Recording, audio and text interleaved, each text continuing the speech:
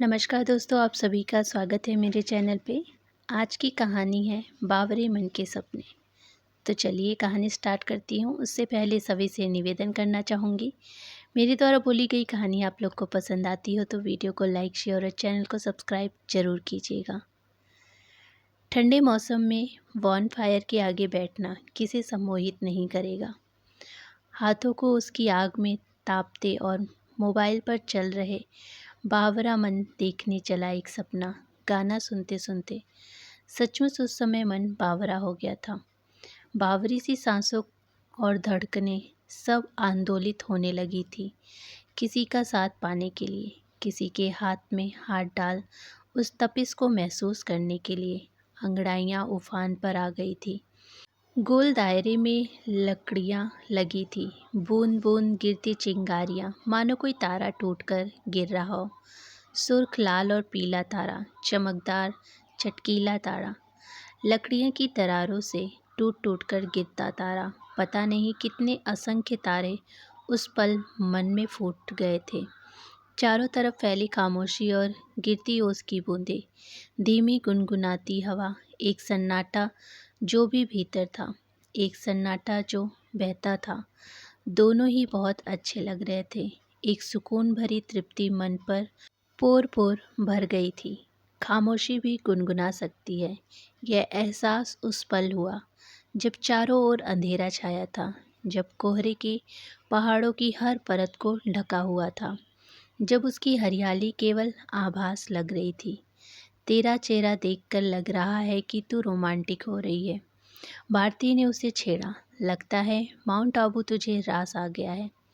वैसे इस रिसॉर्ट का भी जवाब नहीं। अब तू ऐसे गाने सुनाएगी कि तो किसका मन उड़ान नहीं भरने लगेगा। अब यहाँ तो कोई है नहीं रोमांस करने के लिए, तेरे साथ ही क्यों न कर लिया जाए। रिया ने अपनी सहेली के साथ ठिठोलियाँ भी की। भारती और रिया दोनों बेस्ट फ्रेंड तो थी ही, साथ ही दोनों एक दूसरे की हमराज भी थी। कहीं जाना हो तो दोनों साथ ही जाती। बस जब भी 2-4 छुट्टियाँ आ जाती, दोनों कहीं घूमने निकल पड़ती। दरअसल दोनों को ही फोटोग्राफी का शौक था और दोनों बेहतरीन आर्टिस्ट भी थी। रिया ने तो आईएएस अफसर बनने के बाद भी अपने इस शौक को नहीं छोड़ा था। जिंदगी का हर तार वे मिलकर छेड़ती और मस्त रहती। अपने अपने शिकवे और शिकायतों के साथ जिंदगी है तो परेशानियां भी होगी और दुविधा भी, लेकिन वे बहुत आसानी से अपनी उलझनों को मुंह चिढ़ा कर निकल जाती।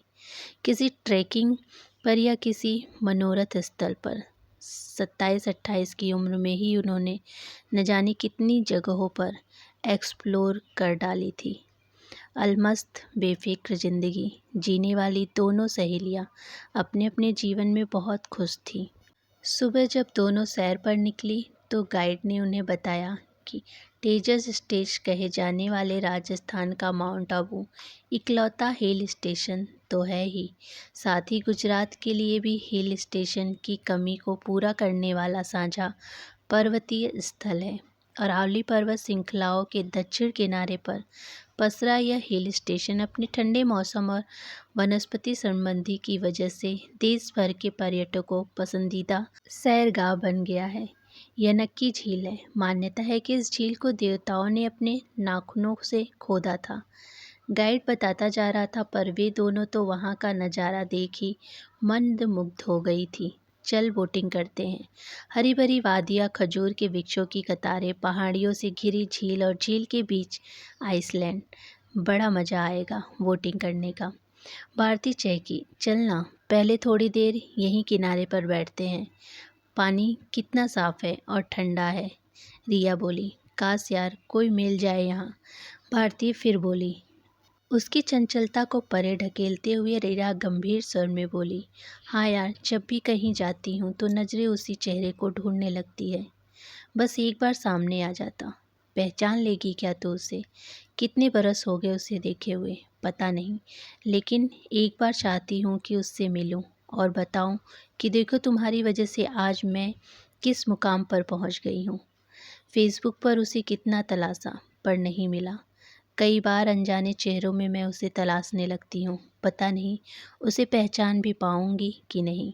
धुंधली नहीं हुई है उसकी छवि, पर अब तो वह भी बदल गया होगा।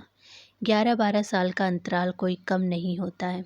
तू भी तो यार उस चेहरे को तलाश रही है जिससे कभी बात तक नहीं की, जिसे कभी पास से देखा तक नहीं। पर भारती, उसी की प्रेरणा मेरे लिए एक जुनून बन गई है और मुझ में भी एक धुन सा समा गई है। मुझे भी कुछ कहना है। तुझे तो पता ही है कि हम दोनों एक ही सरकारी कॉलोनी में रहते थे। मेरे घर के पीछे वाले मकान उसका था। उसके घर की खिड़की जो हमारे घर के साफ दिखती थी, वहीं उसकी स्टडी टेबल थी, जहाँ बैठा हुआ पढ़ता रहता था। स्कूल से आने के बाद देर रात तक वो वहीं बैठा पढ़ता रहता था। तब मैं और वह दोनों 11वीं में थे। अक्सर उस पर नज़र चली जाती, देखकर हैरानी होती कि आखिर कोई इतना पढ़ाकू कैसे हो सकता है। पहले उसकी पढ़ाई की लगन ने मुझे उसकी ओर खींचा और फिर शायद एक इन्फेक्चुएशन सा हो गया। वह उम्र ही ऐसी होती है। मुझे संजना संवरना अच्छा लगने लगा। घंटों खिड़की के आगे खड़ी चुपचाप उसे निहारती रहती। धीरे धीरे उसकी भी नज़रें मुझे छूने लगी। मैं भी देर रात तक पढ़ने लगी। मैं ऐसी जगह बैठती जहाँ से वह मुझे नज़र आता रहे। 11वीं में मेरे अच्छे नंबर आए तो 12वीं में भी मैं जी जान से पढ़ाई में जुट गई। वह जाने अनजाने मेरी प्रेरणा बन गया। हम न कभी मिले न बात हुई, पर नजरे का यदा कदा होने वाले आदान प्रदान ही मेरे लिए काफ़ी था। 12वीं में उसने टॉप किया और मैं भी फर्स्ट आई। फिर उसकी छोटी बहन से पता चला कि जो कभी कभी खेलने हमारे ब्लॉक में चली आती थी, कि वह तो एनडीए ज्वाइन कर रहा था, शायद खड़ंगवासला में। उसी साल पापा रिटायर हो गए और हमें वह मकान छोड़ना पड़ा। बस सब वहीं रह गया, पर उसकी छवि और यादें मन में आज तक बसी है। लेकिन यार, जब तेरी प्रेरणा वहीं छूट गई थी, फिर बाद में तूने अपने उस जुनून को कैसे कायम रखा? वहाँ से चले आने के बाद उसकी बहुत याद आती थी, पर सोचती थी अगर कभी जीवन में हम दोबारा मिले, कहीं मिल गया, तो उसकी काबिलियत के सामने मुझे बौना नहीं लगना चाहिए। बस एक धुन मुझ में समा गई कि मुझे भी उसके जैसा काबिल बनना है। जब वह इतनी मेहनत कर सकता है तो मैं क्यों नहीं? कभी अगर मुलाकात हो जाए तो मैं गर्व से कह सकूं कि देखो, मैंने भी तुम्हारी राह पर चलकर एक मुकाम हासिल कर लिया है। वह जो सामने नहीं था, वह जिसके नाम के सिवा मैं कुछ नहीं जानती थी, वह मेरी ज़िंदगी का अनजाने में ही मार्गदर्शन बनकर गया। और फिर मैं बन गई आईएएस ऑफिसर। पर उससे एक बार मिलने की चाह मन से कभी नहीं गई। रिया भावुक हो गई। चल यार, सेंटी मत हो, वोटिंग करने चलते हैं। भारती ने अपनी सहेली के दर्द को कम करने का ख्याल से कहा। साहब, इन मैडम ने पहले वोट बुक कराई थी, दूसरी वोट के वापस आते ही आप उसमें चले जाना।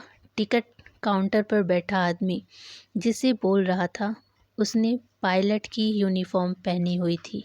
ओह, थोड़ी ही देर में मेरी फ्लाइट है। चलो कोई बात नहीं, फिर कभी सही। कहते हुए जैसे ही मुड़ा, रिया की नज़र उस पर गई। एक लंबा साधारण सा लुक वाला लेकिन स्मार्ट आदमी सामने खड़ा था। गोल चेहरा, वही आंखें और उनमें से झलकती मासूमियत। रिया के अंदर कुछ हरकत हुई, कोई छवि लहराई। यह वही तो नहीं? अब चल भी, क्या सोच रही है? भारती ने उसका हाथ खींचा। वह हाथ छुड़ाकर न जाने किस आकर्षक में खींची हुई उस आदमी की ओर बढ़ गई। उसके शरीर में कंपन हो रही थी, होठ सूखने से लग रहे थे, पर फिर भी हिम्मत बटोर कर उसने पूछा, excuse me, are you Ashwini Gupta, जो दिल्ली में पंडारा रोड पर रहते थे? पागल हो गई है क्या?